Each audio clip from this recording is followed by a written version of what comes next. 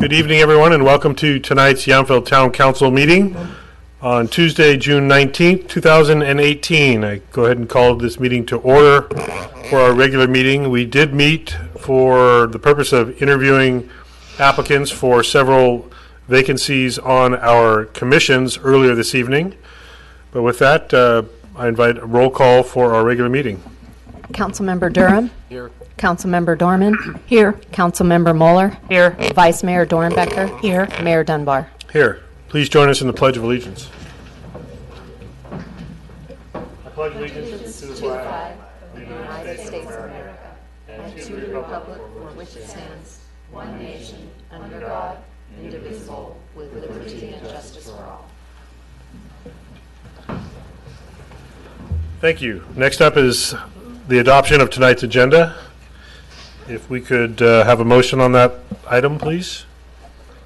I'll move we adopt the agenda. And we're going to try our VoteCast system. If you can, I did you push the button? pushed the button simultaneously as I said it, but Okay. it doesn't seem to have taken. Then I hit second. Michelle is going to help manually do this for us then. So there is a motion by the Vice Mayor, second by Councilmember Moeller. All in favor? Aye. Any opposed? No? There we go. That's 5-0 and Oh, you might see my name up here. Oh, no, good. nope, Okay. very good. All right. Public comment. Any member of the public here to speak on an item not on our agenda? Seeing none, move forward. We have consent items listed here, and there's been a request to pull for discussion item 6G. So we'll pull that for discussion after voting on all of the other items, 6A through F and H. Is there a motion on the consent items as listed? I'll make a motion that we approve Thank you. for item G. Okay. Is there a second? A second. Thank you. All in favor? Aye. Aye. Any opposed? That passes. Thank you. Go back to item 6G. Councilmember Durham, you asked for this to be pulled for comment? Thank you very much. Given the size, excuse me, let me step back. Given the arborist reports for these trees, I felt 1901 Fennel is completely straightforward and understandable. But given the size of the Vineyard Park tree, I just wanted to make sure everybody was clear of the process that the town was following. Thank you. Sure, absolutely. So, thank you very much, Councilmember Durham, Mayor, members of the council. So this tree in question in Vineyard Park is about 66 feet tall. In all other respects, it is healthy. However, it has intruded into the sewer line, which causes root problems and could potentially cause other issues, one of which could be clogging the sewer line and causing a sanitary sewer overflow. For those of you who aren't aware, it runs parallel to Beard Ditch. The most problematic time for us with any of our sewer collection systems is during the winter time, and especially at Beard Ditch, where that ditch is running quite full of water. The sewer line, because of the age of the sewer line and tree roots, tends to fill up with infiltration, which we are trying to solve every year by replacing or rehabbing segments of the sewer line as a normal part of our CIP program.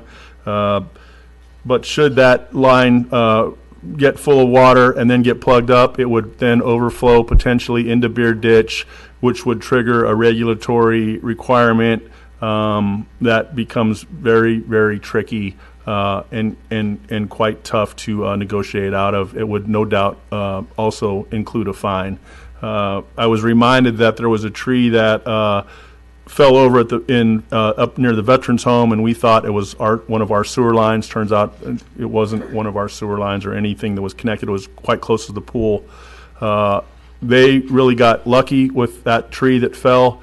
It did take out a sewer line. However, the crater that tree left was big enough to contain the sewage water, and so as a result, nothing spilled into Hinman Creek. But it was more of a factor of luck than it was by any other plan. So I prepared a short PowerPoint presentation tonight to kind of help visualize where that line is at and give you a little bit of information on the tree.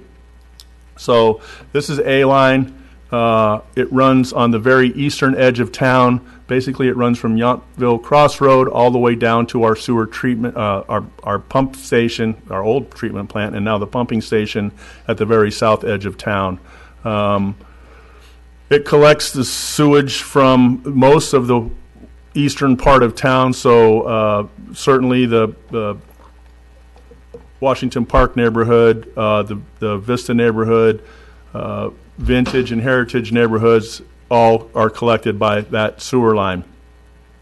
To get a little bit closer view, this is the trees in question, that oak tree on the farthest right-hand side of your screen, and the manhole that is just probably 70 feet away from that tree line.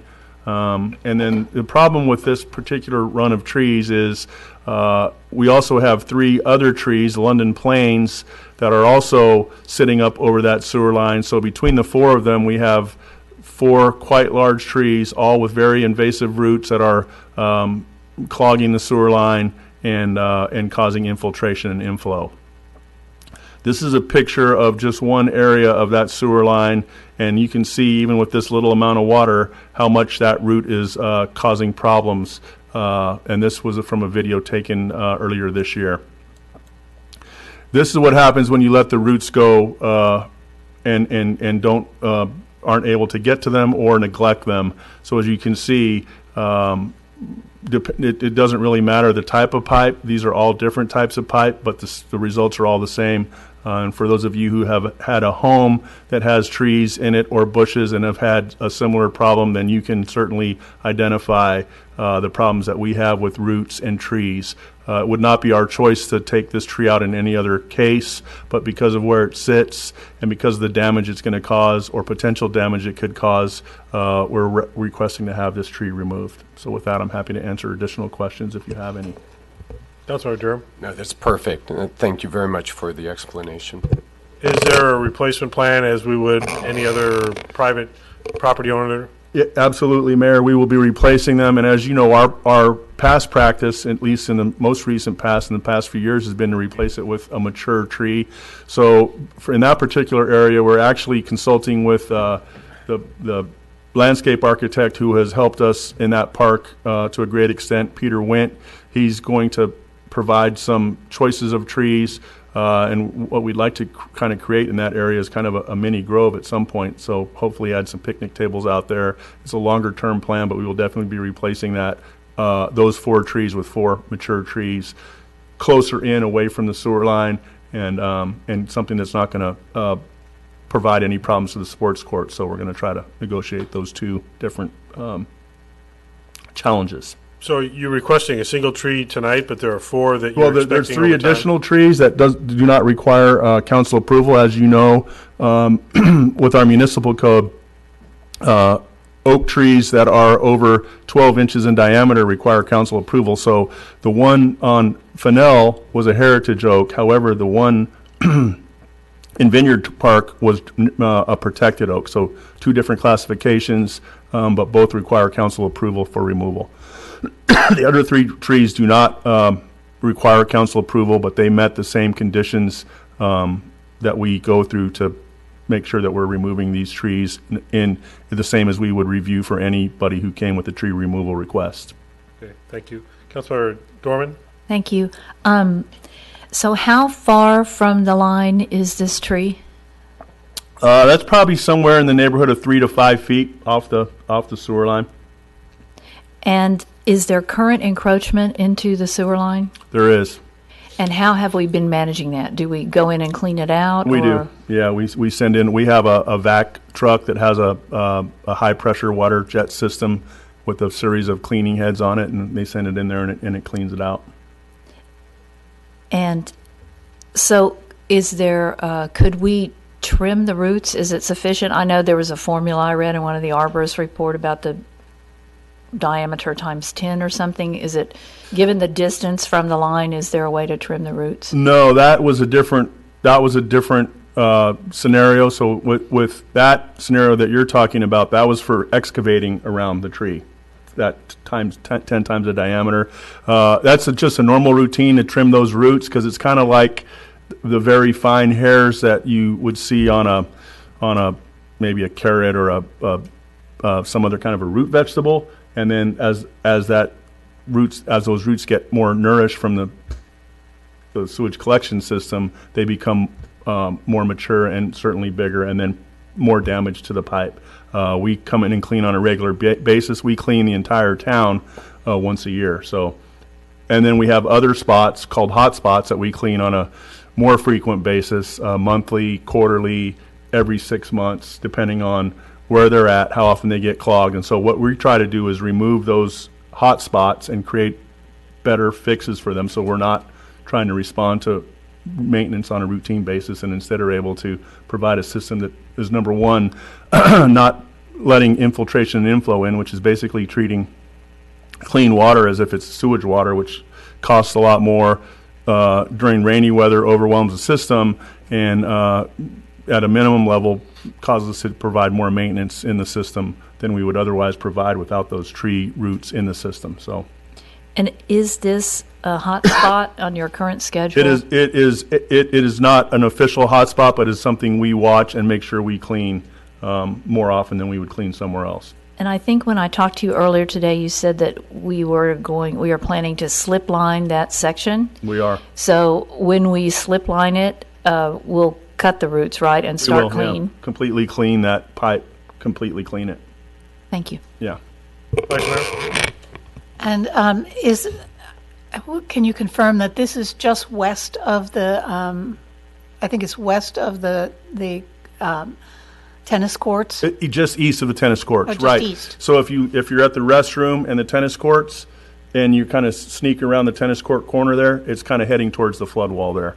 And a major problem would be if there was a real spill in Beer Ditch, because that water, does that go to the river? Correct. The way that they look at those types of waters is waters that are navigable in the U.S. or waters that float in navigable waters. So we would be definitely, there would be a fine, and at a minimum, you're required to take upstream and downstream samples for on the order of 10 days, and the reporting requirements kind of go up, and then they assess a fine based on the amount of effluent we spill into the water.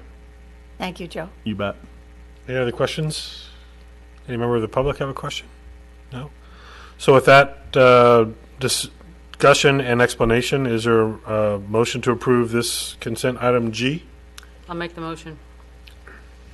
Thank you. Is there a second? I'll second. Okay, Vice Mayor. All in favor of Aye. G?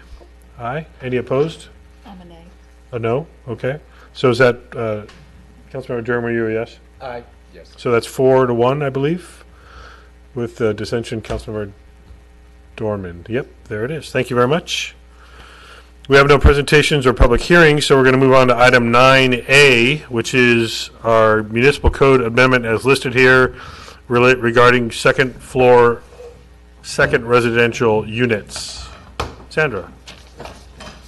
Good evening. Tonight we have before you some proposed amendments to the town's ADU or second unit ordinance, and these are in response to concerns that we've heard about the height of these units when they're second story and concerns as to massing and compatibility with neighborhoods.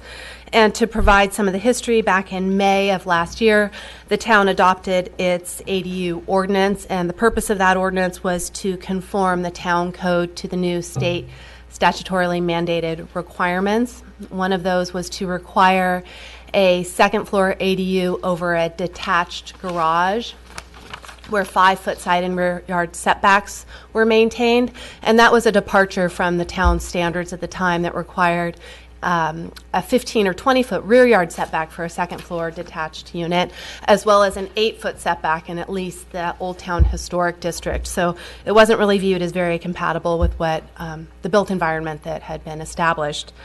After the ordinance was approved and enacted, the town received 5 applications for ADUs, and on all 5 of those, we evaluated whether they met the code and sent out notice to the neighbors that they were approved administratively. 3 of those applications were for second-floor ADUs, and 2 of those were over detached garages that met the 5-foot setbacks. And as you know, well, 2 of those units were appealed, and 1 of them came before you in April and really led to the discussion where we sought to further regulate second-story height on ADUs. The other 2 approved ADUs were 1-story detached backyard units that were under 15 feet in height. And so we're using the experience of these 5 units to shape the proposal that's before you. And the modified ordinance would would limit a ADU to a 15-foot height and a 1-story maximum, with 4 exceptions. And that 15-foot 1-story height limit is consistent with the current regulations for accessory structures, which are limited at 15 feet in height. And there is an exception for garages where they can be up to 20 feet in height, but we do not often see garages that are that tall. They're more often within that 15-foot limit. And as I mentioned, the 2 detached units were under 15 feet. So the 4 exceptions would allow a 2-story ADU within an existing detached garage, one that may exceed 15 feet. So that will probably be a rare occurrence. They're most likely lower. It would allow a 2-story ADU within the 4 walls of an existing primary dwelling unit, and that would be a conversion of the space from primary dwelling to ADU. It would allow an ADU to be added as a second floor to an existing 1-story single-family unit, where it's consistent with the rules for second stories and the 50% rule. And it would allow a second-story ADU over a detached garage only where the primary dwelling is second story. So we're hopeful that those limitations on second story will help second dwellings better conform to the built environment and those limitations that already exist as to massing. I mentioned the 50% rule, and we've modified the provisions of the 50% rule so that they're clear that they apply to ADUs as well. It's currently written to only apply to single-family dwellings, and it excludes multifamily and duplexes, and we want to eliminate any confusion that may be there. The ordinance also makes a change in that instead of counting single-family dwellings toward that standard, we're counting lots. So what you would see is 50% of the lots could be 2-story rather than the single-family dwellings, which essentially is the same intent.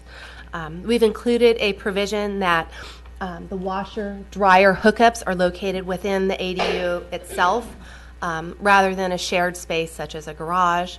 And we've included a new provision that that the ADU would trigger landscaping in the rare instance where the primary dwelling doesn't have landscaping. So those are the amendments that are before you tonight. We are seeking your feedback and comment for any changes that we could make to the ordinance when we bring it back before you in July for the first reading and introduction. We're also introducing a concept we'd like you to explore tonight on whether there's more that we can do to have ADUs count as affordable units, and that would be the very low and low income categories. And that could be useful each year when we report to the Department of Housing and Community Development that we're able to count these 2 lower categories. And those categories are really hard to come by in Yountville. We have been counting ADUs as moderate income units, and that's because they're not, based on size, they're not above moderate units. They're not deed restricted, so they're not low or very low, and they fall into that moderate category. But the town has not had any trouble in meeting its moderate and above moderate units, and in fact, we exceed those. So some type of incentive program where we contribute funds from the Housing Opportunity Fund to the construction of an ADU unit, where that unit is deed restricted to a low or very low income household, could be useful in satisfying the town's RENA requirement, at least annually when we report to the state. We don't know how many owners would take advantage of this type of program, but we do suspect that in most cases, ADUs are being constructed as an extension of the living space, whether it's a guest home or a detached or even attached art studio or office. So this is an opportunity where the town could further shape and regulate how these units meet our housing demand. So I'm available for any questions if you have them. Thank you. Questions to the staff report? I have, Councilmember Moeller. on your last topic you'd like for us to discuss these construction funds, do you have any kind of a framework on what you'd be talking about? How much, that would be, or how would they go into the Napa County housing? Would they be administered by that group? So- or can you get what? I'll share a little more information. It's Okay. still very loosely developed because Right. we haven't looked into it, but I think for property owners to be willing to commit by deed restriction to a low or very low unit, it would have to be a substantial contribution, say $50,000 to $100,000. I'm not really sure, but probably pretty high. It would be by deed restriction, and it's likely, yes, that we would add this to the housing authority with the city of Napa, our contract to monitor these units and to qualify tenants in terms of income, and then to send the annual verification that they do each year. So that's how we're able to confirm that they're being rented in accordance with the terms of a So they deed would be for restriction. rent, not for sale. That would be Correct, another yeah. provision. They couldn't be for sale because Right. they're on the, they can't be sold separate from the primary dwelling. Okay. And then my other question is just, I think it's a perfunctory question to our town attorney. These adjustments that we are going to discuss and may make, let's just assume we make them all, we're still within our legal bounds of the state law too. I'm sure you guys have all discussed this, but just to make it public. Yes. So state law does allow the town to impose height restrictions for ADUs. If the town were not to adopt an ordinance, the state law provisions for approving these would apply, and those do not impose any restrictions on second story. So there is an argument there in the statute that the town council definitely has the authority to adopt these height restrictions, but it's not clearly spelled out that way. So, but yes, the opinion of your town attorney is you can do this. Thanks. That's all I've got. And just to add a little bit, I've done a little bit of the research along with Sandra on the ADU incentive program.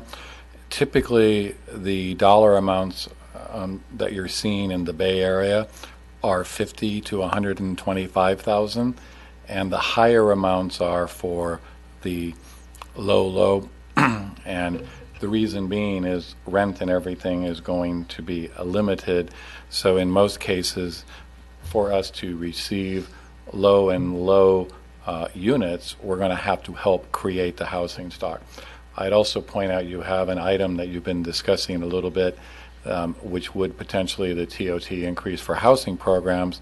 Again, as we shape something, if this is something the council is interested in, that would be also something that could be funded from the proceeds from the TOT for affordable and workforce housing programs. So it's worthy.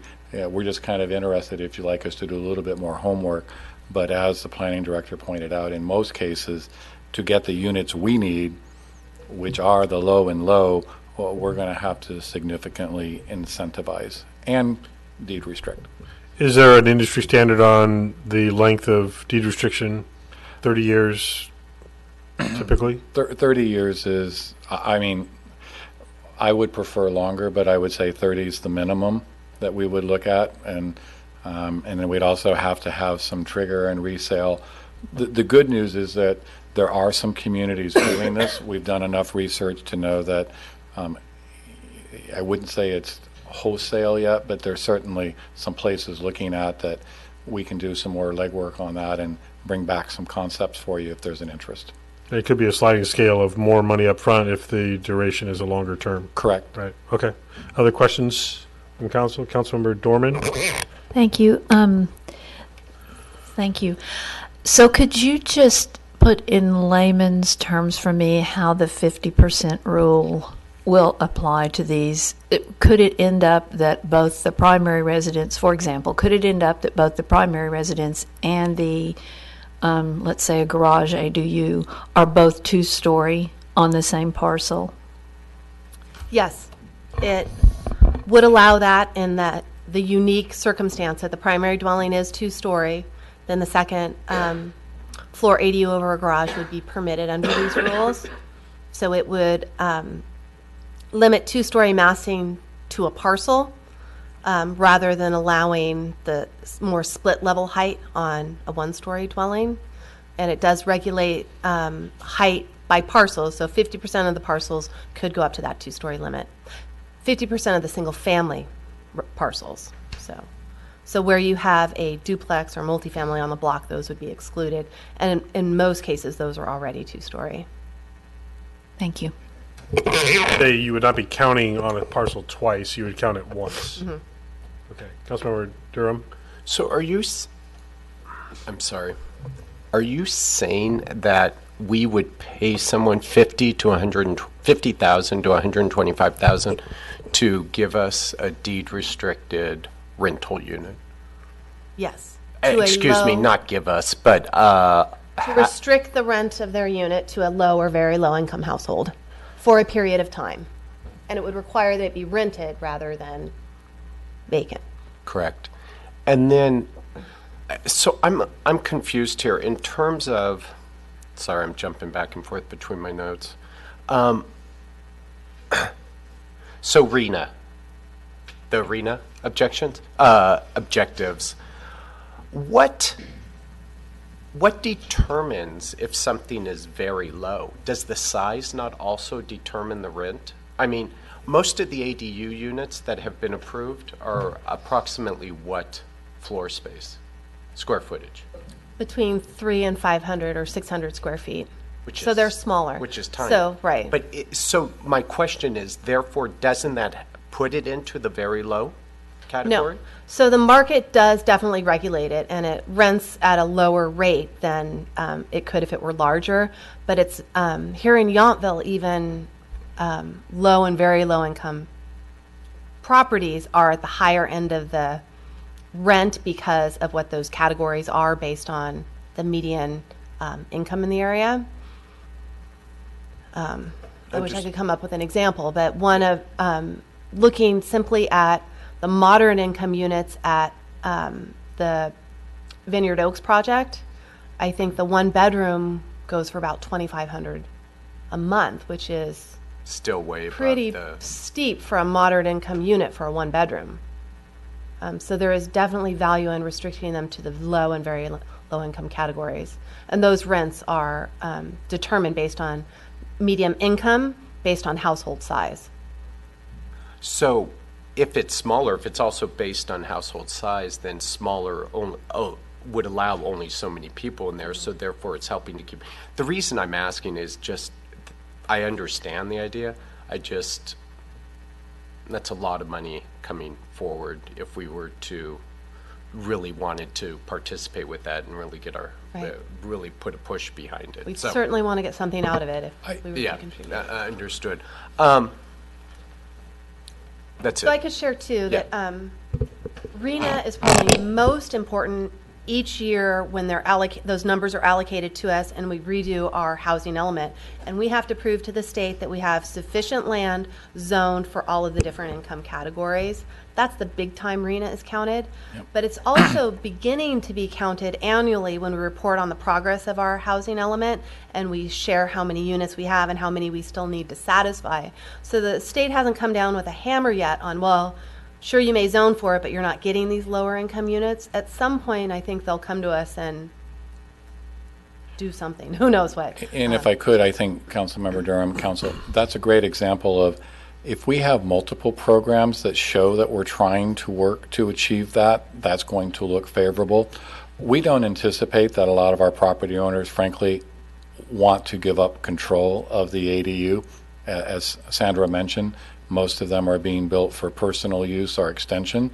But in the case where somebody is, or we have somebody that's perhaps interested in augmenting their rental income, but if they do it for an ADU, they don't have the economic incentive to recover the investment.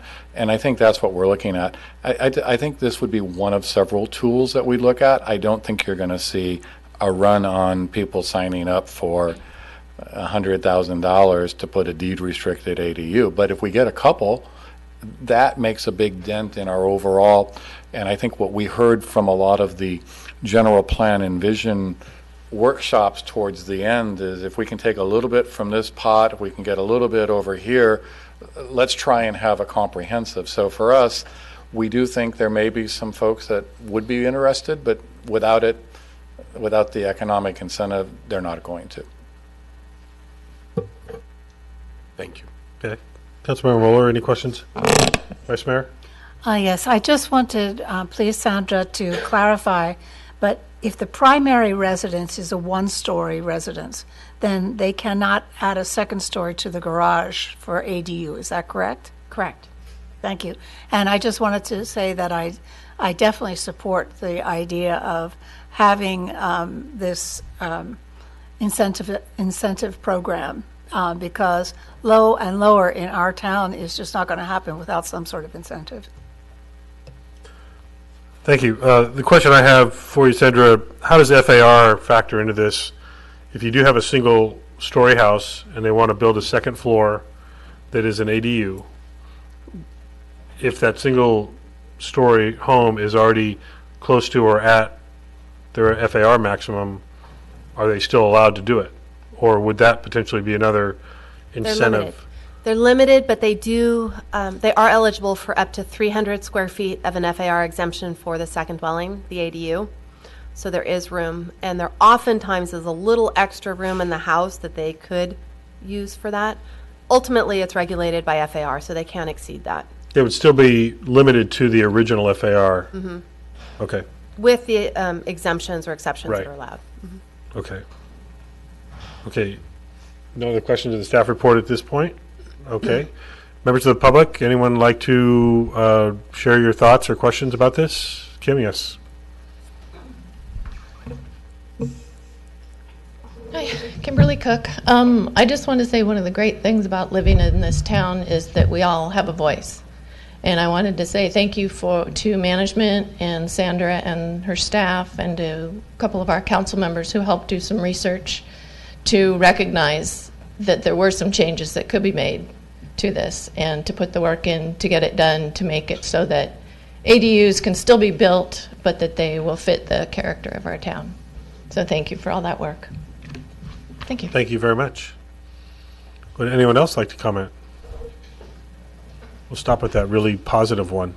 That'll work. Thank you. So further discussion by the council or action on this item? Would anyone like to start? Councilmember Thorman. Thank you. So on the proposed, it's not a change.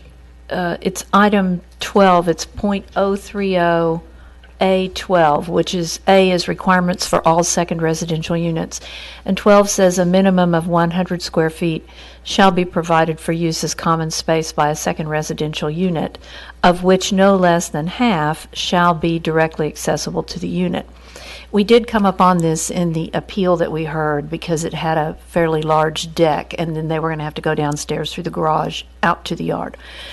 So I had talked to the planning director about kind of the interpretation of this, and at least to my way of thinking, one issue is when you have those large decks, it's very difficult to mitigate because we will have some second story ADUs, and I think it makes it more difficult to mitigate the privacy issues. So I had asked if we could limit the size of the deck and still leave the 100 square feet, but it has to be accessible more on the ground floor than out the deck. So I would just ask for some discussion on that, and it would be my suggestion that we try to work that in somehow.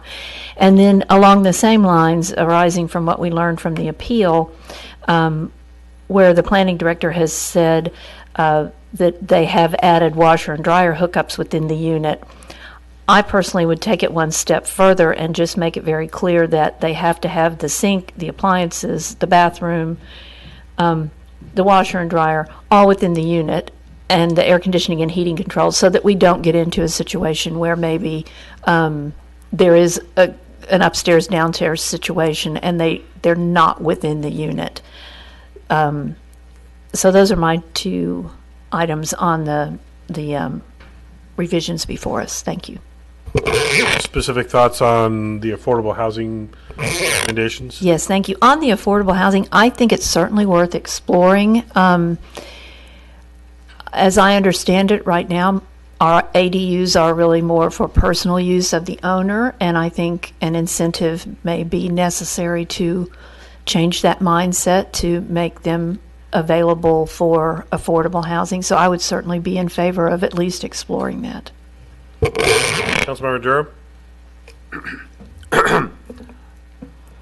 I just want to make one comment through the research and to comment and to answer Councilmember Muller's question from earlier. The law states that, however, standards and allowable areas must not be designed or applied in a manner that burdens the development of ADUs and should maximize the potential for ADU development.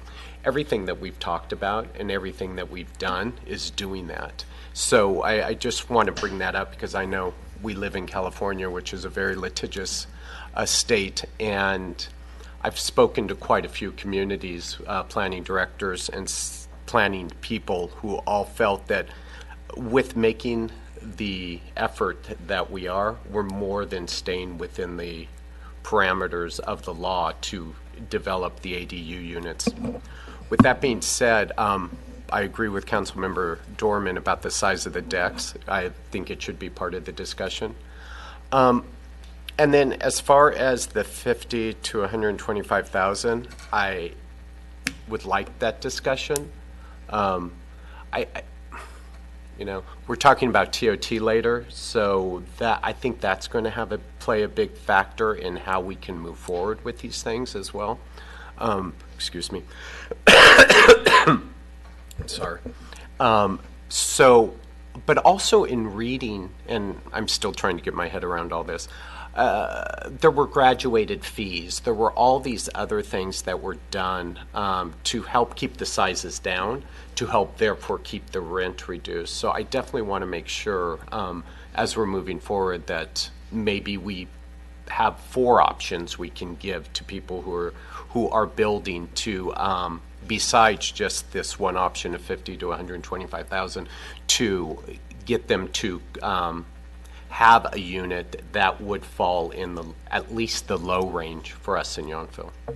So thank you, and thank you very much for revisiting this as well. I think this is definitely a move in the right direction for Yountville as well. So thank you. Councilmember Mueller? I really thank staff for bringing these revisions to us tonight. I think they're all good. I'm also so since this is all ministerial anyway, I would imagine, and I do support that the staff, if something comes before you and there's this giant deck that stares, in your opinion, when you really go out to the site, that's really intrusive, that would be a decision that you could make. Do you have a specific recommendation in this ordinance where you would want to see that? I don't really... Well, I think that provision that we were carrying over, number 12, was from long-standing council ordinances, and there is room to revisit it. The idea is that you should be able to use the space right outside your door, but in the terms of second floor units, there is value in using it as shared space as the ground level. And with the 6584 Jefferson one as an example, we were evaluated in terms of privacy, and there are provisions that it shouldn't intrude upon others' privacy, but the orientation of it south rather than toward that neighbor, we thought satisfied that standard. it's still a deck, so it is hard to interpret it and what is acceptable and in terms of privacy impacts and what isn't. So my only concern would be that if we give it a certain size that it can exceed, I want that deck to be something that fits the architecture of the building. If we're looking at a second floor over a garage, it's 10 foot wide and 5 feet deep gives us that 50 feet. If you make it too much shorter and you Right. can't even stand out there, it's sort of awkward. But I definitely can appreciate the privacy concern with the deck. So, it just seems to me that we've addressed that, but you want to, if we want something more specific, that's what I'm trying to get at. What would that go in that, under that item 12? It would be modifying 12. Okay. If I could add So to say no that less point, than would it make sense to, since the new state law allowing the second-story development of a garage that's now within the setback as close as 5 feet, correct? So would, Councilmember Mueller, your concern be addressed if there was a restriction of on which side of a second floor could an exterior deck be constructed, meaning it could not be within the 5 foot setback if the rear or side of an ADU is within the 5 feet? Does that make sense? Yes, that does make sense. I mean, but do we need to be that restrictive in here?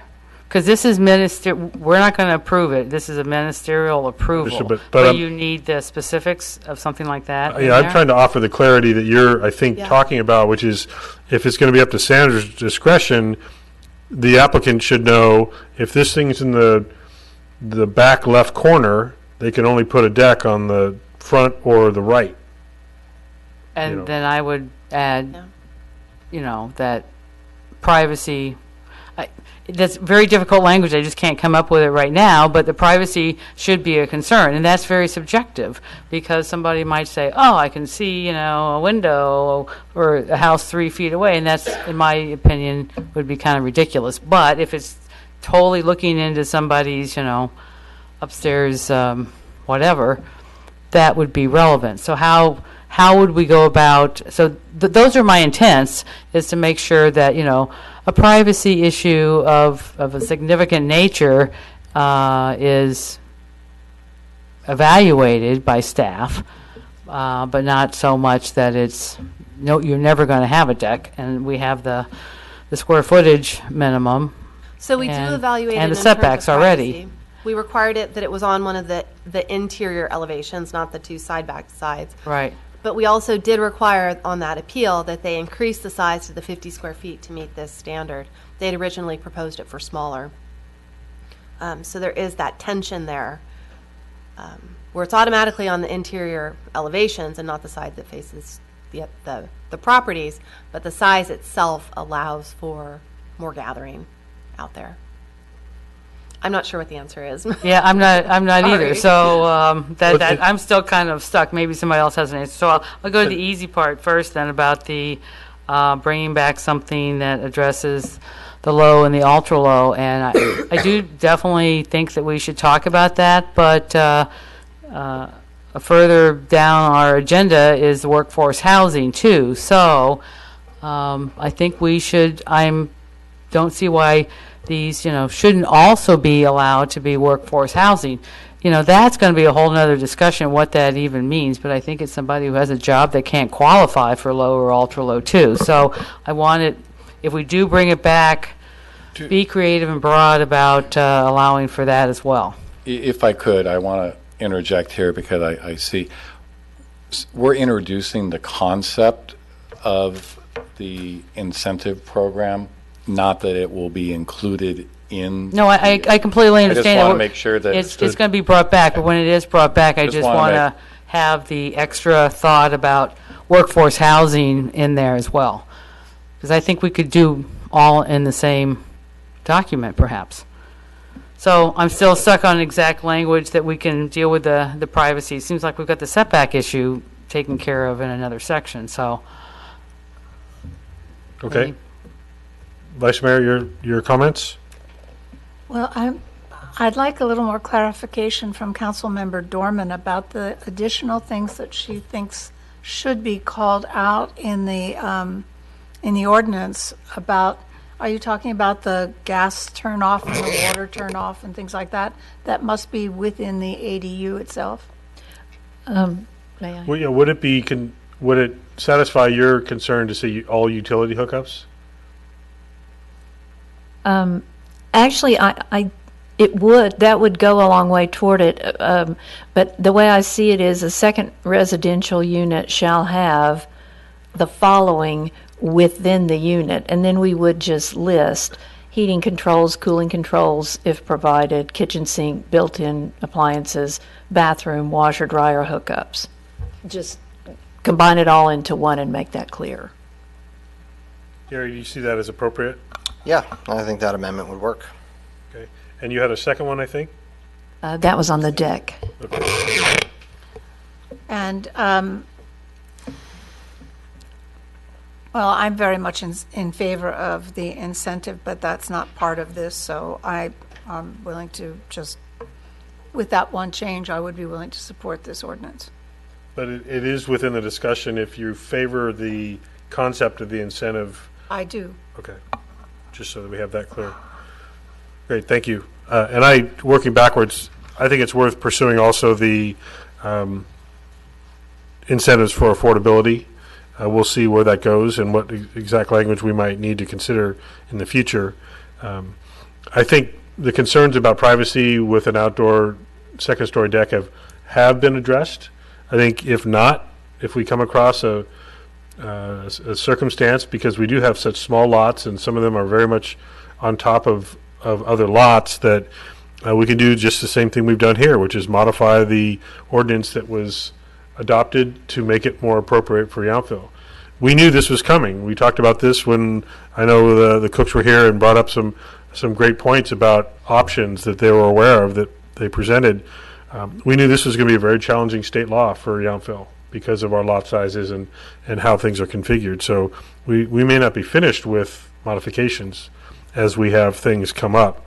I'm comfortable with the 50% rule language as you have brought it forward. I know it's challenging. We also need to make sure we understand what a one-story height and what a two-story height means. We don't have 1.5 stories. The landscaping, I think, is something you can really use discretionary decision-making to deal with.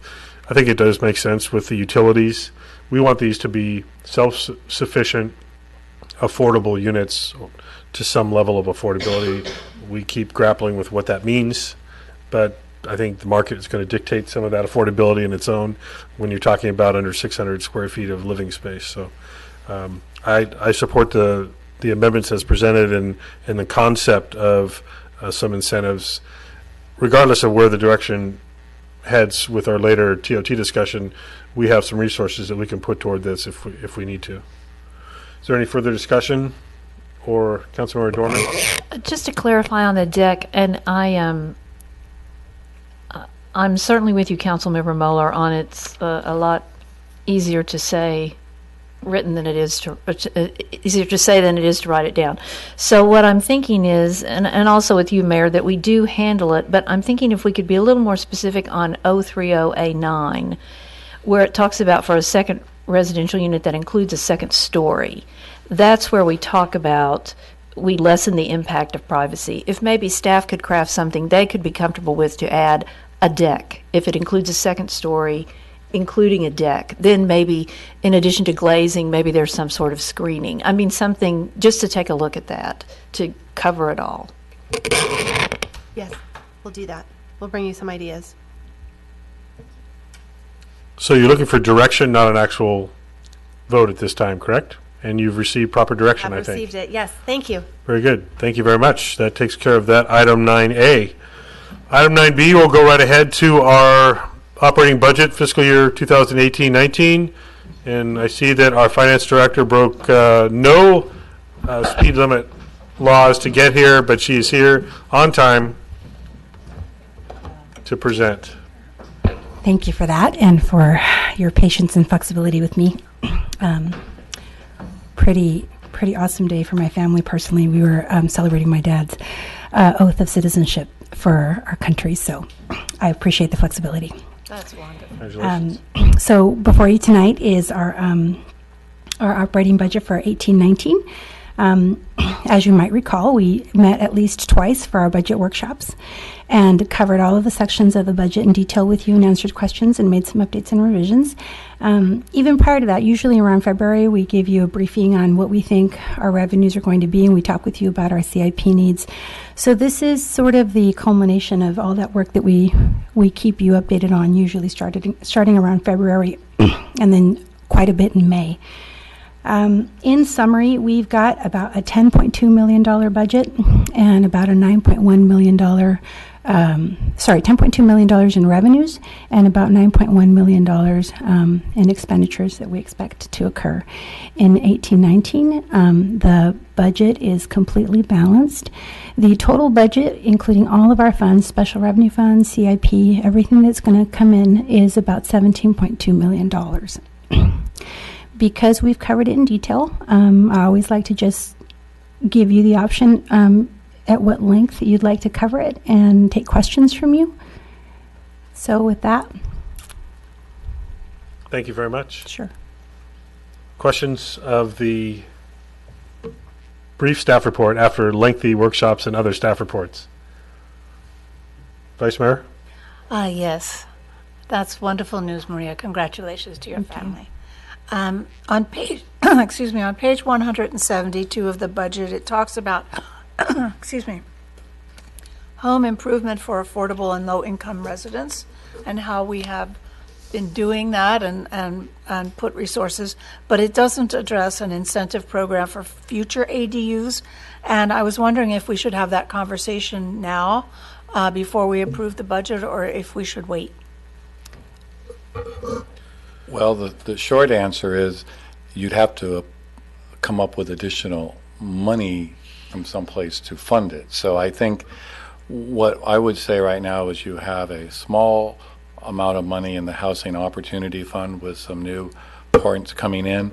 And I also want to point out that one of the unique things about our recent home and Cal Grant programs is that while they're a low interest and in some cases forgivable, they also become a source of future funding as some of those people make payments.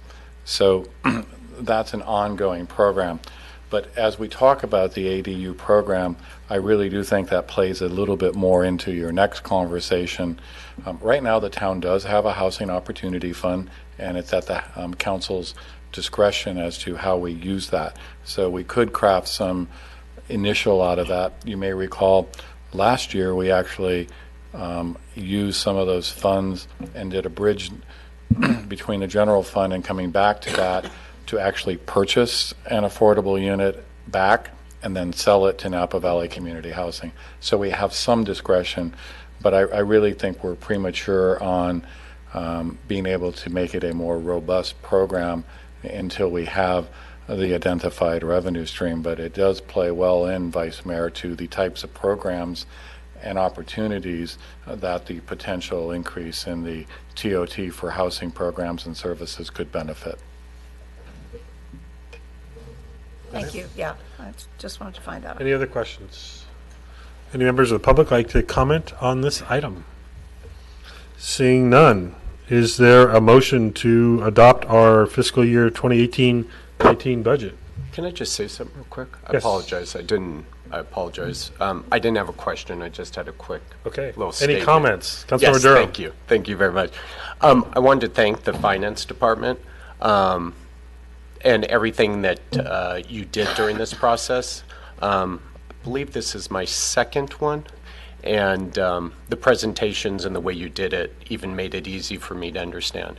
A huge improvement over the past, and I want to thank you all for that. Thank you. I also want to get on my soapbox for a moment and said that this budget was not created in a vacuum, nor was it done behind closed doors. Every department had input, and it was very transparent.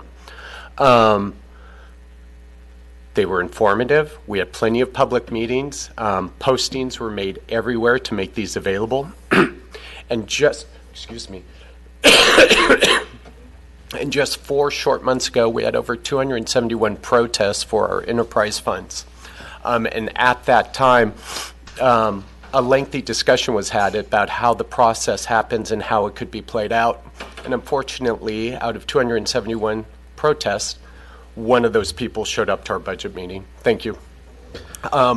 I want to say that we will continue to do what we've been doing, which is the work that you've been doing, and how our citizens choose to react to it, whether it be proactive or reactive, is their choice. So I just want to say, based on the time and information that this town has spent on this budget, I fully support it. So thank you.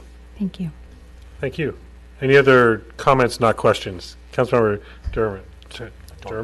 Now I've created a hybrid. Hey, you. So, yes, thank you to the staff, and I just would like to say to the people here and the folks watching, when we say it wasn't done in a vacuum, it wasn't done in a vacuum. In addition to the numerous public meetings we have had, I know we have probably all had discussions with our residents, and I know, I certainly speak for myself, I think I speak for a lot of us, the staff has spent literally hours with us to educate us, to go through every line of this to the point of exhaustion, if we would so take them there, and I just really appreciate it. Thank you. Thank you. With that, I'd be I happy to guess make a everybody motion. has to say something No, now. I'm going to Okay. make a motion if you'd like a motion. Okay. I'd like to make a motion that we approve Resolution 18-3495, adopting and approving the operating budget appropriation GAN limit for fiscal year. Do I have the right one? Yes. No, I don't. Hold on. Let's get to the right budget. This is the operating budget. It's the right resolution, right? Okay. It's all in there. The salary ranges and reaffirming existing fiscal policies, general finance policy, town investment policy, use of long-term debt policy, OPEB, trust investment policy, fund balance policy, utility enterprise rate policy, use of drought water reserve policy. And I'll entertain a motion and a second on that motion. Second. Did those go through, Michelle? Nope. Okay. All in favor? Aye. Aye. Any opposed? That passes unanimously. Thank you very much. I will just reiterate on behalf of the entire council, Maria and the rest of our team, congratulations on yet another balanced budget. We have done that for well over 10 years, if not longer, I believe. And so it's something to be very proud of. So thank you very much. Thank you, and thank all of you for your support and your interest in the budget. We really appreciate it. It's really a team effort. Thanks. Thank Now- you, Maria, Now we're going to talk about how to spend it. Yeah, it's always fun. Come on up, Joe. for your private tutorial on it. Thank you. Next up is our item 9C, Capital Improvement Program. Thank you very much, Mr. Mayor, members of the council. Tonight we have for your consideration adoption of the resolution to approve the town's five-year capital improvement program for the years 2018-19 through 2022-23. This is culminating about 7 months of work for the Public Works team. We appeared before PRAC mid-January. This is the fourth public hearing that we have been presenting a CIP budget in some form or fashion, so we appreciate everybody's input and all your help in crafting this CIP program. For the year coming up, 2018-19, the budget is proposed budget is $2.5 million. This is an increase over this current year, which is at $1.45 million. That $1 million plus increase is really driven by our annual paving program that's coming up this year and the Yonge Street water main replacement program. I think it's important to note that neither of those programs will impact the general fund. The annual paving project this year will come out of our Measure T funds, which come online July 1 of this year. We expect that to go, into construction sometime in the early spring or very early summer. Late spring or very early summer.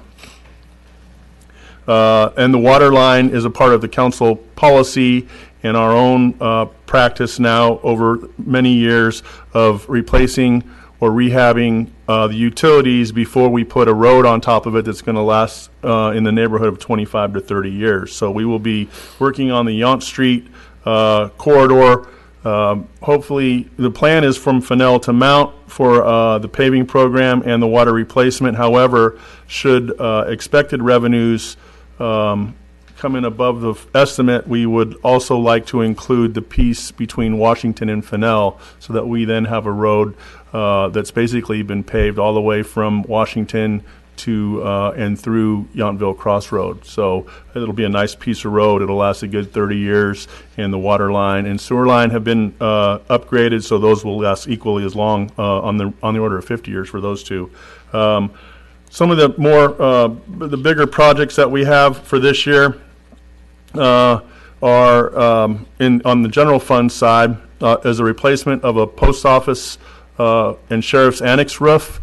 That's proposed to be $250,000. We also the budget for that and the bid for that was done through a joint a JPA. It's actually called an MICA. I want to make sure I get this correct. It's a Master Intergovernmental Cooperative Purchasing Agreement. So basically what happens is a group of agencies get together, they go out for a bid, and the low bidder is selected, and then the agencies then are not required to provide a bid, to gather a bid package, develop the specs, spend all that money and time to let that bid out, and then select a contractor. So that's done under that MICA program. It's similar to what we would do to purchase trucks with our JPA. California, the CMAS purchasing program is one that's widely used, and to kind of give it a little different spin, maybe people who buy a car through Costco. So it's basically a group buying program. You're using the economies of scale to get a better deal and meet this legal requirements for bidding as required by law. The other programs that we're going to do this year is an emergency generator at Community Hall and Community Center. And on the enterprise side, the utility side, we're going to replace 2 trickling filters. We replaced 2 this year. We'll replace the other 2 in the upcoming fiscal year. We're going to replace a 3/4 ton pickup truck for the wastewater side, and then the main and lateral replacement on Yount. You guys, the council has seen this many times, and I'm happy to answer any questions that you have that may be particular to any item on the CIP budget. Thank you. Questions of the report? Let's start, Councilmember Mueller. One of the things that came up at our environmental quality meeting for the league last week was that MCE was purchasing some PG&E streetlights so that they could now get credit by putting in LED bulbs. So it just seemed to me, and I know this isn't in the plan, so it's really kind of, but you did mention some streetlights in here. If PG&E is willing to sell them to MCE, why wouldn't they be willing to sell them to us? Have we? They would, but I think it's important to remind the council that we came through with a proposal from PG&E or an informational report about a year or 2 ago during this time that all PG&E's lights are LED in town. They have about 100 plus lights, plus or minus. Right. We have about 150 lights, plus or minus. But there are laws in place to help negotiate the price from PG&E to buy lights. Most people buy their lighting systems because they want a better customer service and a Right. better response. And we make the money, not them. We get a better rate, but the main reason that drives that decision is often the downtime in streetlights, and they want a better customer service response in the 90 to 120 days that PG&E typically takes to Right. respond. In this community, I haven't noticed that. When we call PG&E about a streetlight problem, they come out within a week or 10 days. So it's definitely something that the town manager and I have discussed. But we're working on continuing to replace the lights that the town owns. We hope within the next 2 fiscal years that will be complete. And then we'll probably bring something together or develop some kind of a presentation to let you all decide what you want to do with the remaining lights in town.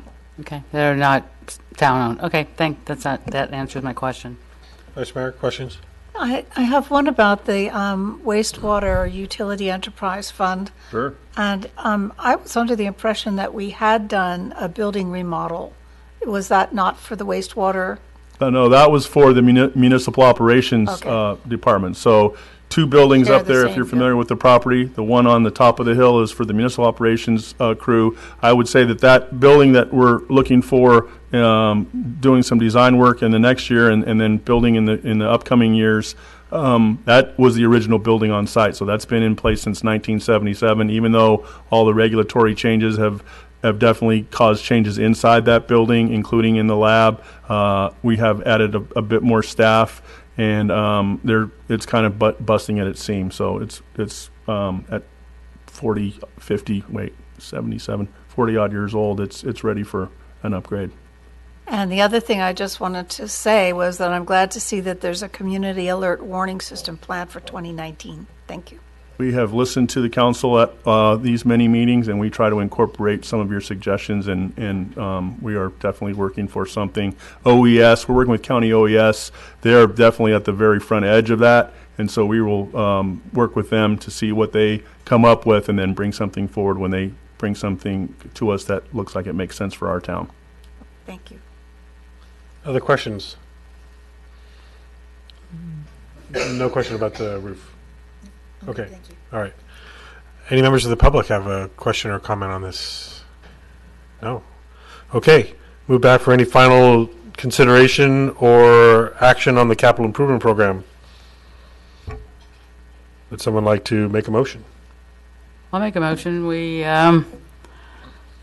approve Resolution 18-1708, adopting and approving the operating budget. Oh, now I've got the wrong one. Hold on.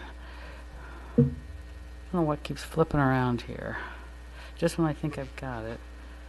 My screen's been changing too and had hit refresh to I get it to know, come it's back. like, just can't be right.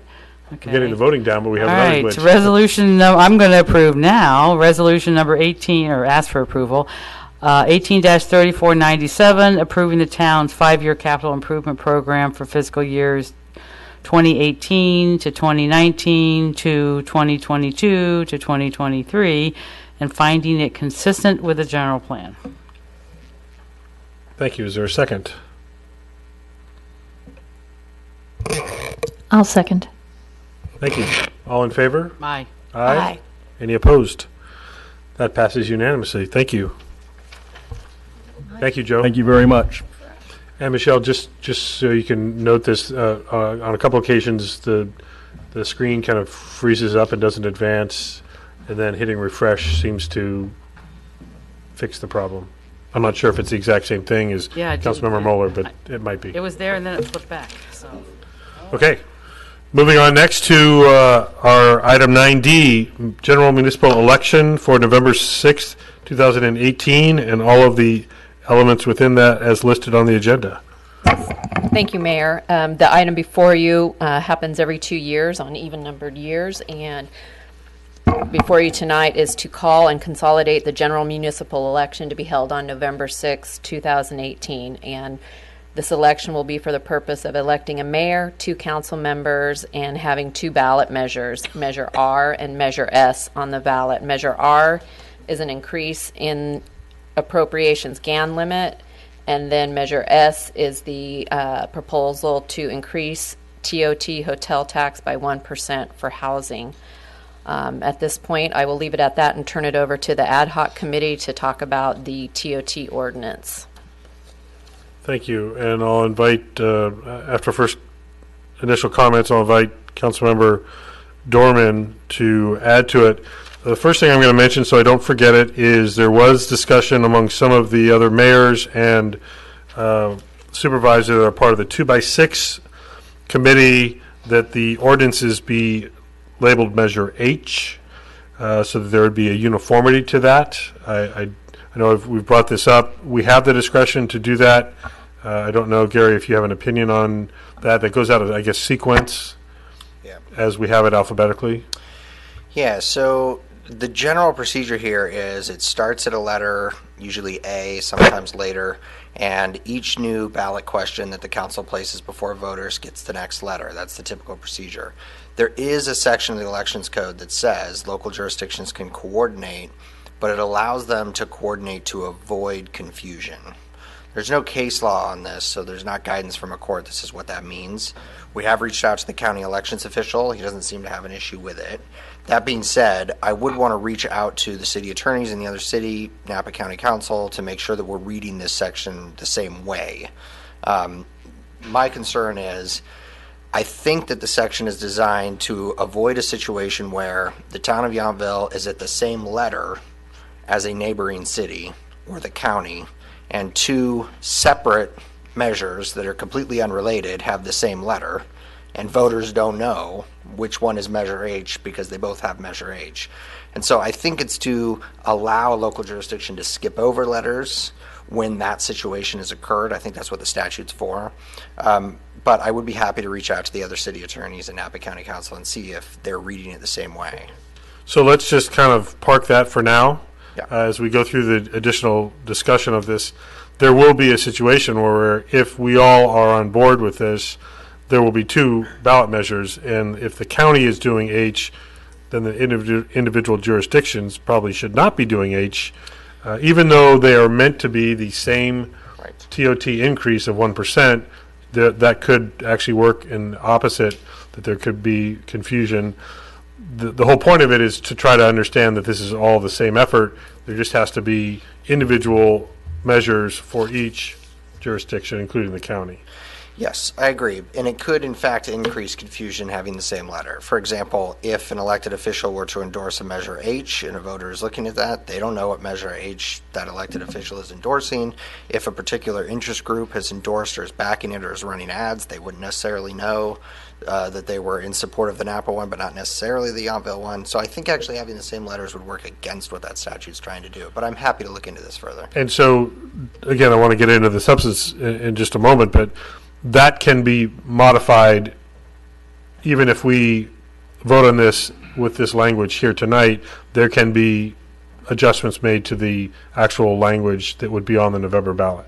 That's correct. At Okay. the second meeting in July, the council could simply do a very short resolution amending this resolution, and that would still get it to the county in time to make the deadlines for them to include it on the ballot. So if that does come and the decision's made, we can do it at the second meeting in July.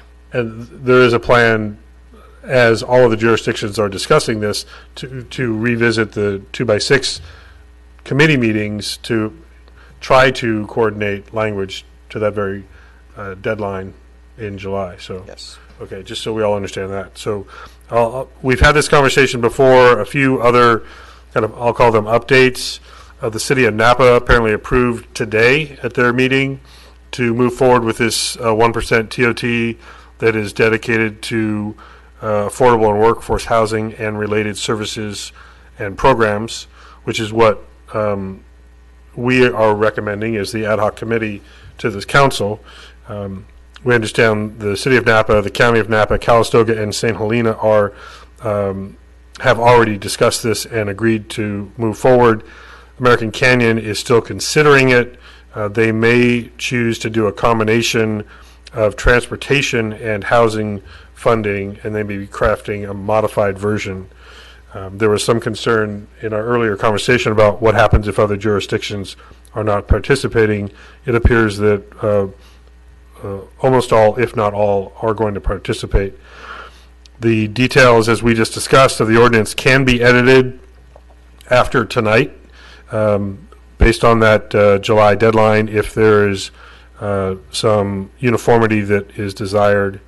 There is also a concern about support for a campaign, whether it be from Visit Napa Valley, the lodging industry, or others. And I think we have the opportunity to hear about that very thing tonight from a representative from Visit Napa Valley. There has not been support that we have heard at the 2x6 level and in other individual conversations I've had to support anything other than the 1% special tax. The Visit Napa Valley nor the lodging industry has expressed interest in supporting a higher percentage or the TID process, as has also been discussed by our council. And I believe in order to get to the 2/3 threshold for an affirmative vote, having all of that support would be critical.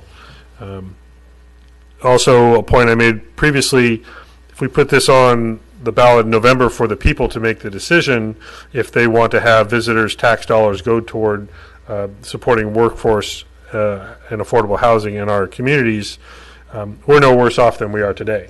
We still need to come up with housing money a different way. This is a way to put that additional funding source on the visitors that are coming to our lodging properties. And the workforce housing that's being discussed is broader than just lodging employees. The examples I gave previously, this could be teachers at Yountville Elementary School. This could be helping fill the close to 100 vacancies at the California Veterans Home, where they have challenges being competitive in large part because of the cost of our housing market.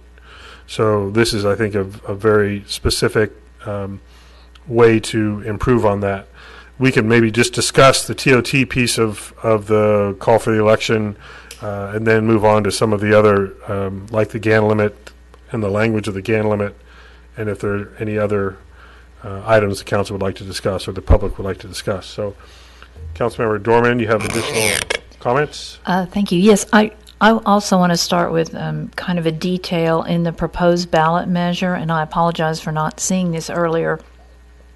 Excuse me, but the last line is when it talks about the revenue from the new tax to be restricted to providing programs and services for affordable and workforce housing. I noticed that in our ordinance we use the term related to. I didn't know if we needed to have parallel language there, and I will leave that to the town attorney, but I did see that difference.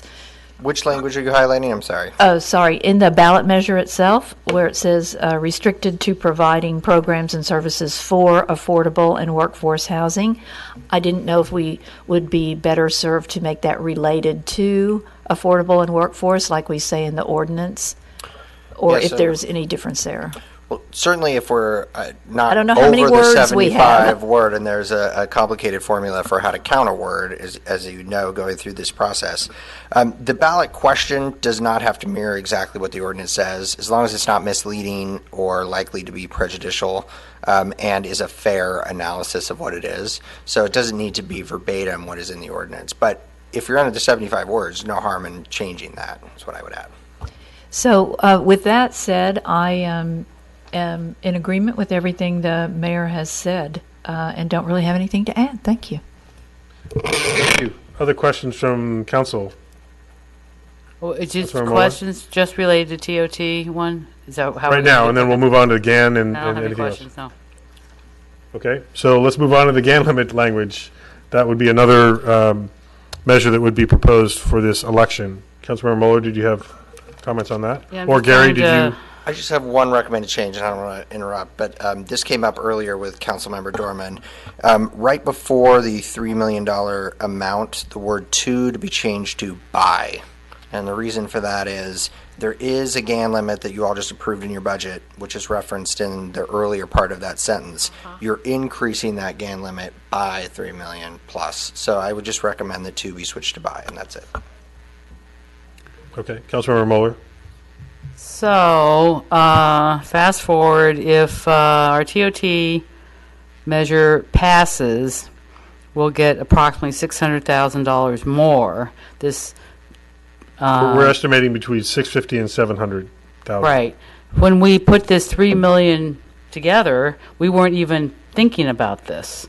So, should we consider adjusting it in anticipation, or would we? We actually, that is a great question, and we've attempted to answer that by the inclusion of the annual increase in TOT growth.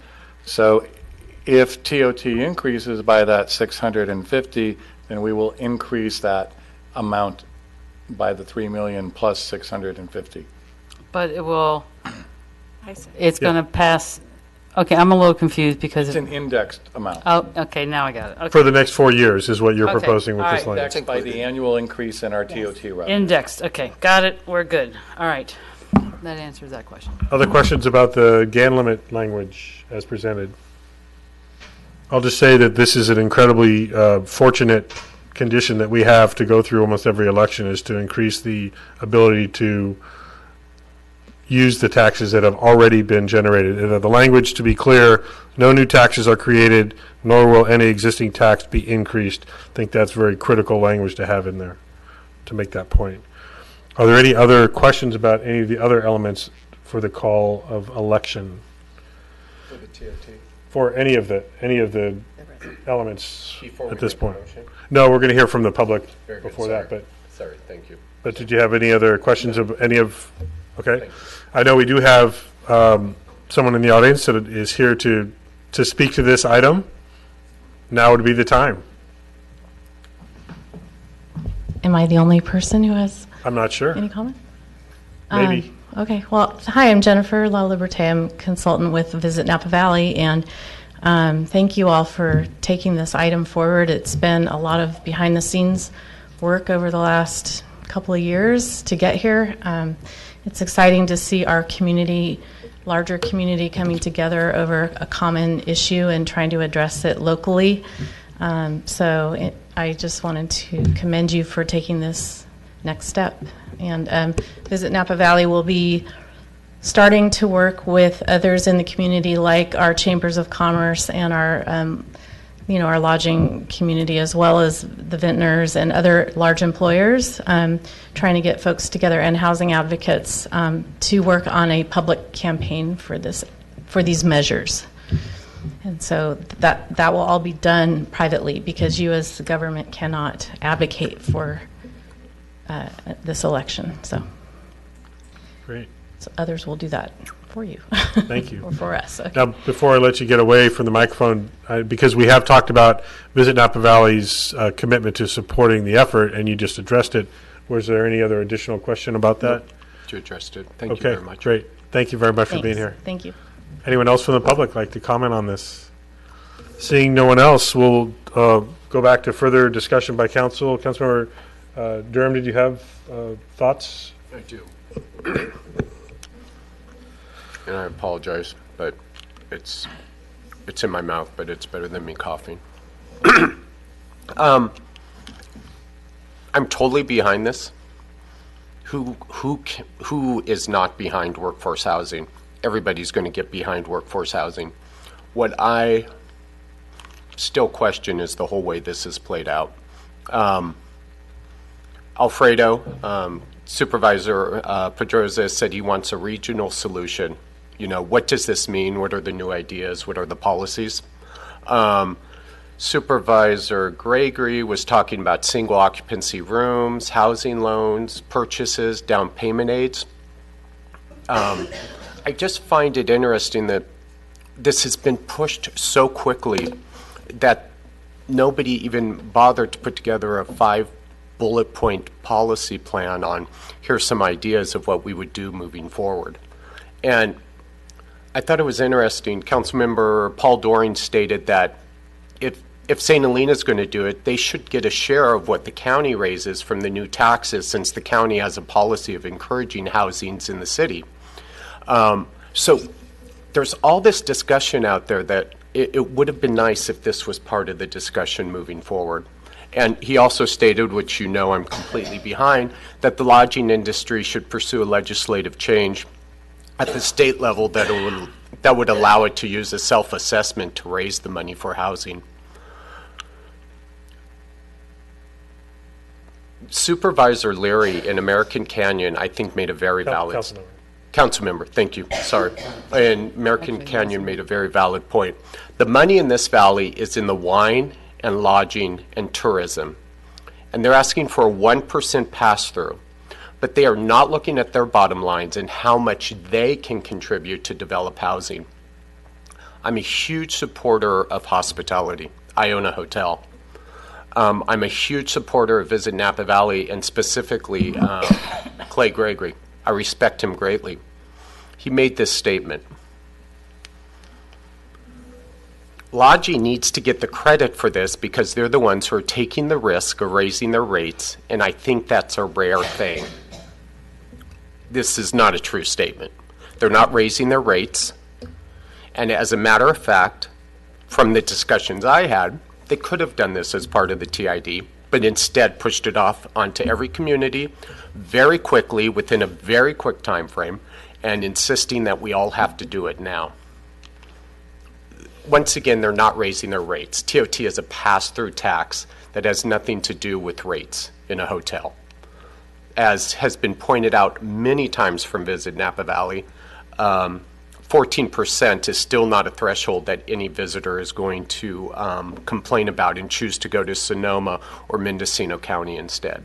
So I just want to once again say it's unfortunate how all this has played out, because we throw workforce housing out there and everybody wants to support it, but there are so many questions still left to be asked, and it's unfortunate that they still aren't being answered with all of these points that have been brought up in even in the Napa Register for the last couple months. So that's my comments on this. Thank you. Member Dorman?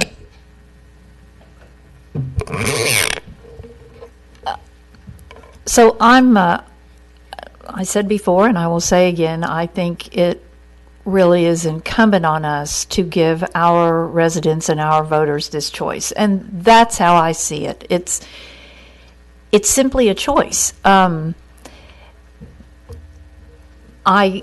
totally get where Councilmember Durham is coming from.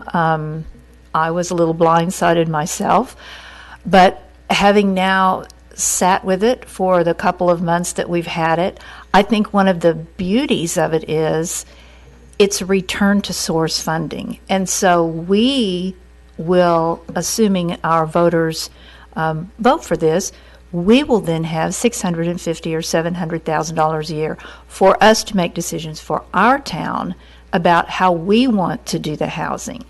As far as the county money, I do want to say that in the 2x6 meeting, certainly that was broached and discussed, and the county, at least in my view, made it clear that their money would come back to the various more local jurisdictions in some shape or form, at least some portion of it. Now, that's still to be determined, but I think what we look at for us is we have the prospect and potential of local direction of a pretty good sum of money if our voters were to approve this, and if we put it in front of them and they are to approve it. Thank you. Councilmember Muller. I too am going to support this, but I have a few comments.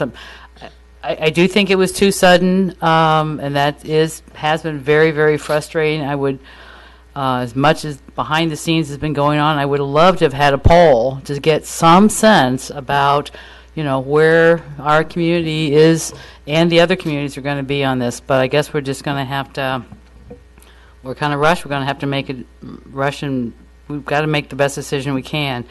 When we talked about this a couple weeks ago, I put forward the idea of a general tax because it only requires 50% of the voters to approve that, and that's going to be a much better hurdle to get over. But the issue came up about this new proposition that's going to be on the ballot in November, so I took a deep dive into that, and it seems that it's being backed by the California Business Roundtable, and so there's got a lot of business money going behind it. They're kind of, tired of gas taxes and oil taxes and soda taxes and all that, and so they are pushing this, and they are, I think they're, from everything I can read, probably going to be placing it on the ballot in November, and it will.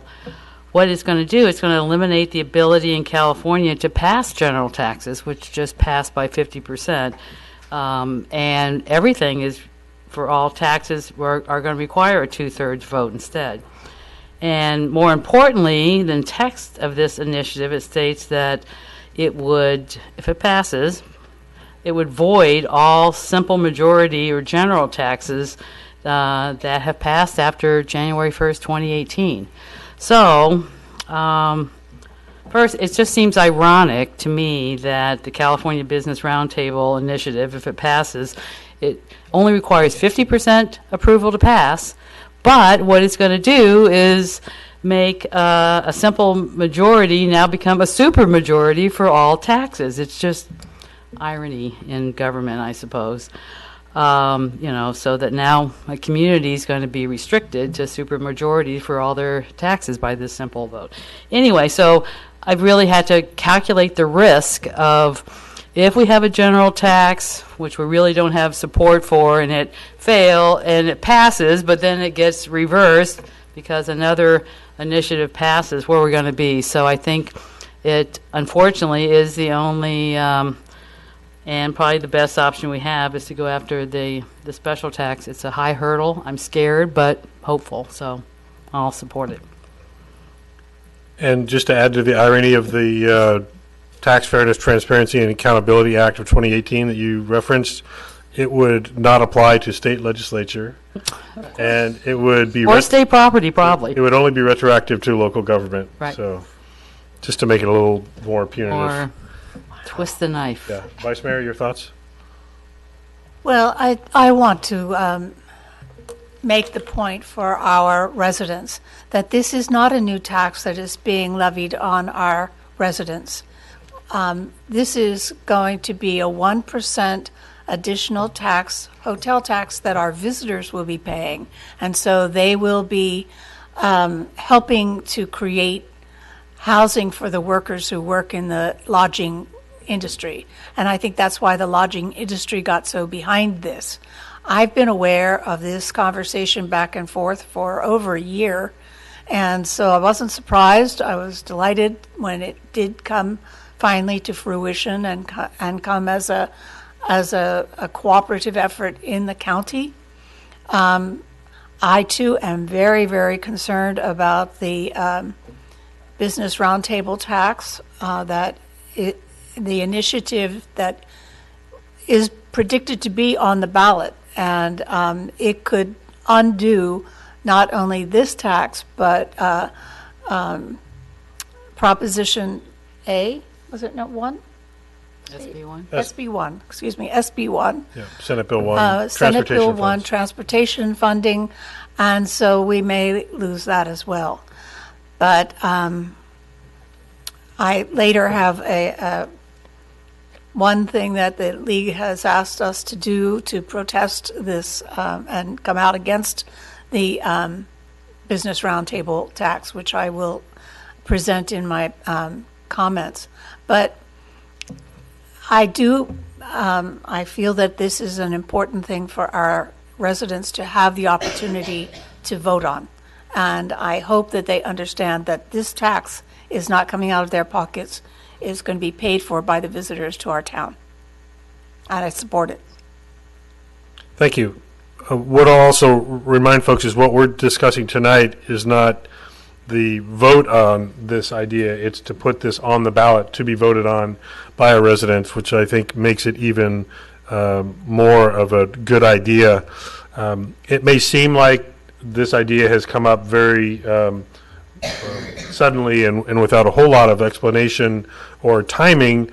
My first thought about that is good ideas come up either with a lot of advance notice or with a little advance notice, but they're still good ideas. I think this is a good idea to bring forward to the voters. I commend Visit Napa Valley for being proactive, and I certainly support the lodging industry for being proactive. We have seen, I think Councilmember Durham brought up a good point. We see it in our vintner industry where they have a self-assessment for vineyard parcels, and that money goes directly to farm worker housing. And there are 3 centers in this county based purely on those self-assessment dollars. So that is potentially another source of revenue. Most of our jurisdictions have agreed that affordable and workforce housing will be a long-term need, and this is a long-term fix, or at least help to that. Speaking to the timing of it all, at the county level, on a kind of a higher 30,000-foot level, there have been discussions for a long time with county and city housing interests to find projects but they didn't have the funding to fulfill those projects. So there's been a housing task force working on this very issue, but without new revenue sources, they have been kind of stifled with their ability to make progress.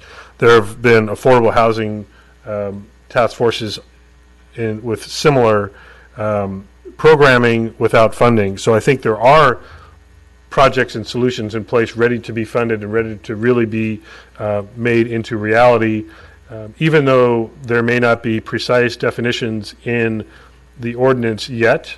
That is part of the ongoing 2x6's responsibility to bring back to us by mid next month, so we can finalize the language that the voters would be considering. So I do think there are affordable and workforce housing projects out there. We talked about some earlier tonight that we might have incentive opportunities. If we're successful in supporting housing at the Veterans Home, we may then be in a position to provide incentives for the employee workforce at the home as well as other employees. And a reminder also that funds can be used to support housing efforts in our neighboring jurisdictions. If we don't have the space or don't have the projects, we could support financially other projects in our throughout Napa County that can deliver the housing that would then still benefit our community. So I think you can kind of understand where I stand on this issue. Is there any further discussion about any of the items on the general municipal election slate we have before us? Michelle, is there any other guidance you need other than for us to vote on it? None, thank you. Okay. So I would just remind, so Gary, go ahead, you had something. Yeah, just to include or for the consideration of the council, that change in the GAN limit question, just a reminder to that. Okay, so I would entertain a motion that would include the minor text change as proposed by our attorney, if you want to reread that, just for clarification. Yeah, right before the $3 million amount, the word "to" deleted and replaced by the word "by," B-Y. Okay. And just as a reminder, there may be future discussion about the actual title of the measure, if it changes from Measure S. So with that, is there a motion to be had? So I will move to adopt resolution number 18-3498, calling and giving notice of the holding of a general municipal election to be held on Tuesday, November 6, 2018, for the election of mayor, 2 council members, and for the submission to the voters of one question related to Measure R, increase in appropriation GAN limits, and one question related to Measure S, increase to TOT hotel tax of 1%, requesting the Board of Supervisors of the County of Napa to consolidate and render specified services to the town relating to the conduct of the statewide general municipal election to be held on the same date. Is there a second? I'll second it with the change in the GAN limit and possible changes to the letters, and there's an extra parentheses after 1% that seems to be a typo in the title. It's just a happy face. There is a motion and a second. All in favor? Aye. Any opposed? Aye. Is that no opposed? That's 5 yeses. Is that what I heard? Yes. 5 yeses. And there they are. So that passes unanimously. Thank you. One other thing I just wanted to mention, a reminder and a clarification, there will be, assuming, well, the county has already said they're coming forward. There will be 2 ballot measures on this one item because the county of Napa has to do its own. So and you'll be hearing this, or voters will be hearing this repeatedly in the next several months, that there will be 2 very similarly, if not identically worded measures. It does not mean it would be 1% and 1 more percent. It's a single percent throughout the county potentially. So that's just a bit of clarification going forward. Gary, did you have anything else you wanted to say about that? Okay, thank you very much. Okay, next up we have, we met earlier, as I mentioned earlier, and thank you again for being here and sharing the Visit Napa Valley perspective. Jennifer, thank you.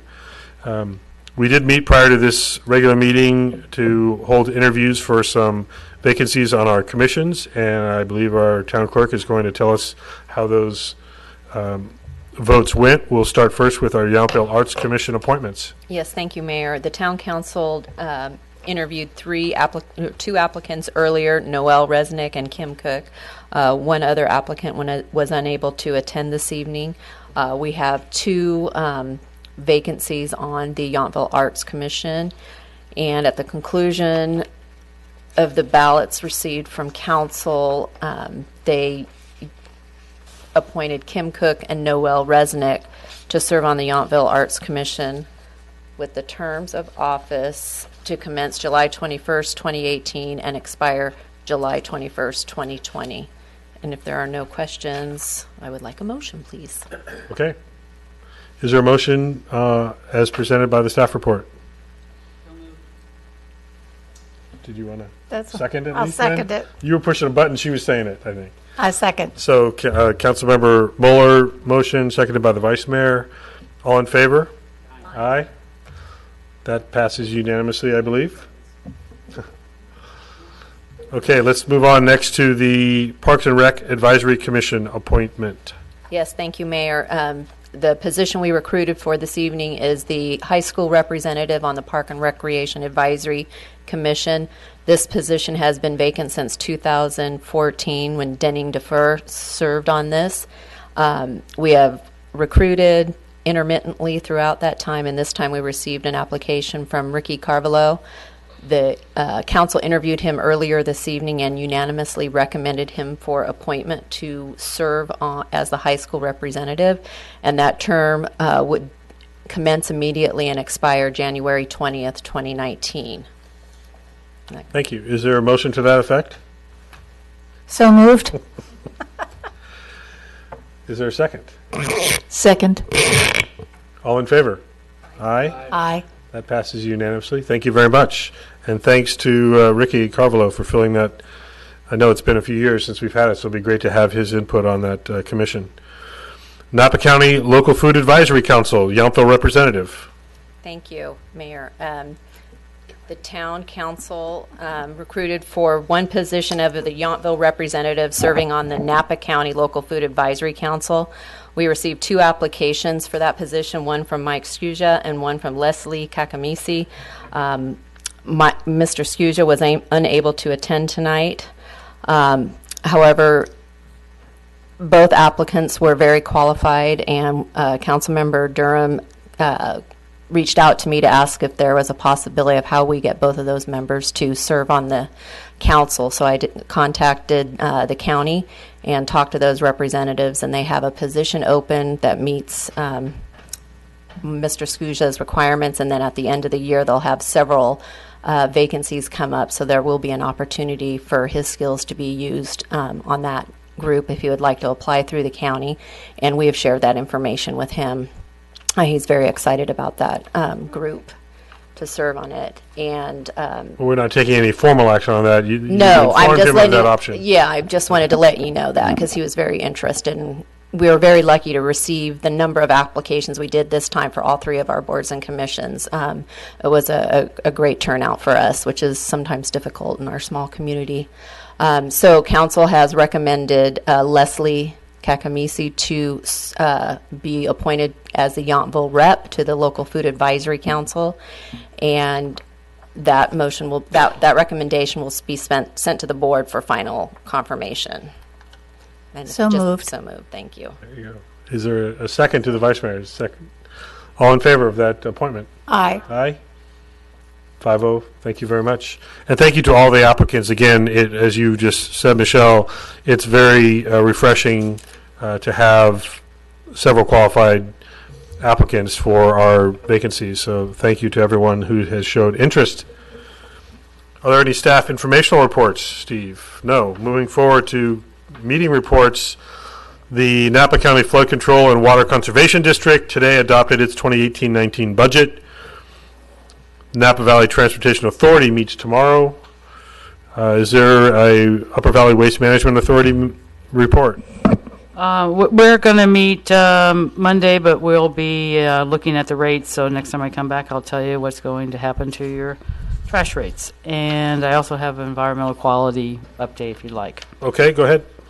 One of the major presentations that I wanted to report on was a Water Supply and Quality Bond Act that looks like it will probably also be on the ballot in November. We'll see. It's going to propose $8.9 billion in general obligation funds for water.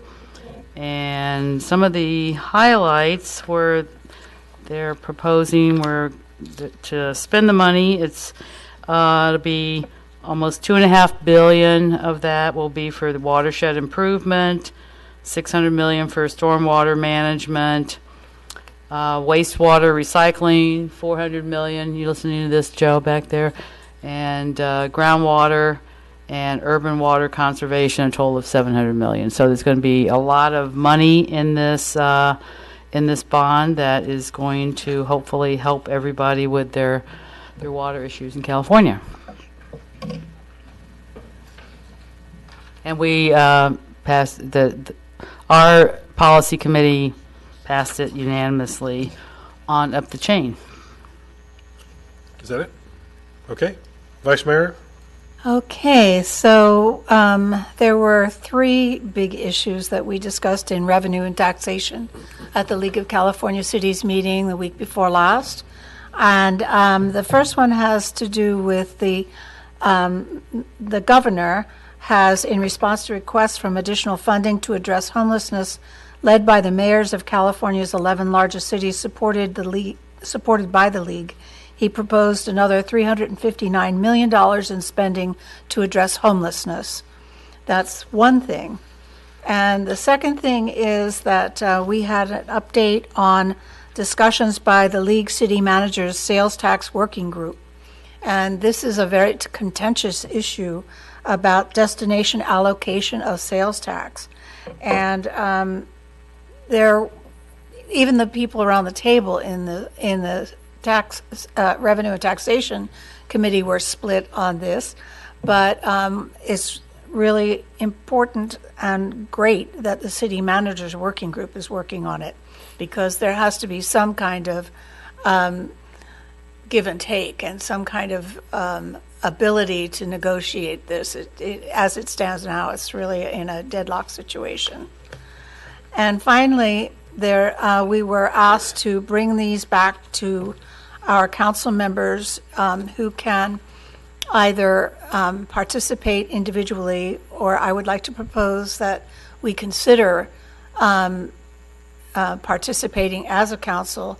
And this is an endorsement form to oppose the Tax Fairness, Transparency, and Accountability Act of 2018, which is better known as the Business Roundtable Tax.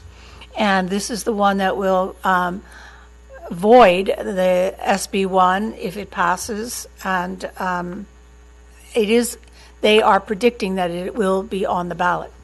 But the opposition, they're asking us to either oppose it, endorse the opposition to it personally, or as a council. And so I thought I would bring it back. There's one of these for each of us if you want to do it privately, or if you wanted to take this up at another time to do it as a council, or both. What I would encourage, actually, both is entirely appropriate. If there's a consensus direction from the council, I'll work with the league and we'll bring back for council action and opposition resolution. Well, there's a little confusion because I think there's two resolutions. I had the well, I think it may be premature until they actually qualify right. ballot measures. So I think we can hold off until that happens. But we'll monitor that, and if there's consensus direction that way, staff will know to respond, assuming what gets on the ballot. You are correct. That would be the first thing. Will July be when we learn if it's made it on the ballot or not? Most likely, but I mean, the league will be in strong communications with us, and I'll use the appropriate council meeting to present that. But individually, you and staff that may be of a similar opinion, we can make sure that the individual petitions are available. Thank you. I'll leave them with you then. It has been a significant talking point at the Board of Directors and will be when I'm down there next week.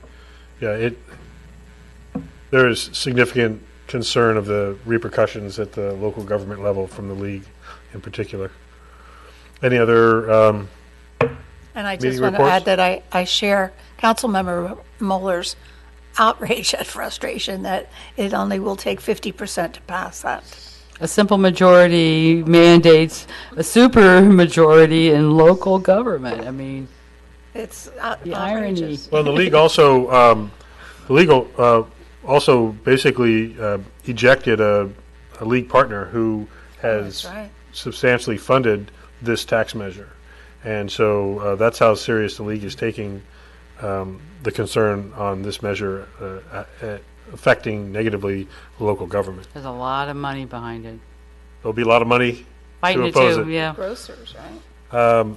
Any other comments from the council? Seeing none, I just wanted to bring up again, we have, by our consent calendar earlier tonight, canceled our July 3rd meeting. So I wanted to remind everyone that there will be fireworks July 4th, as usual. There had been some talk since the Silverado Resort fireworks had been canceled. There was some rumor that maybe Up Valley fireworks were being canceled. No, that is not the case. July 4th, we will all be enjoying the wonderful fireworks display as well as the entire day's activities in town and at the Veterans Home. And also, since we won't be meeting before July 14th, Bastille Day, I will once again be the target for anyone that wants to buy tickets. The town manager may be getting a call for the dunk tank at Bouchon Restaurant, buying tickets to support the Elmville Elementary School. So you can take your shots. Samantha, is there anything else that we're missing? I know the pool is open with lifeguards. Hello. The pool is open with lifeguards, and we have our first movie in the park this Friday night. We are showing The Sandlot and have Tacos El Happy Boy, so hopefully you can come out for that. Great. Thank you very much. I believe that takes care of our business for this evening, so I will entertain a motion to adjourn to our next regular meeting of July 17th at 6 p.m. So moved. Second. All in favor? Aye. Aye. Good night.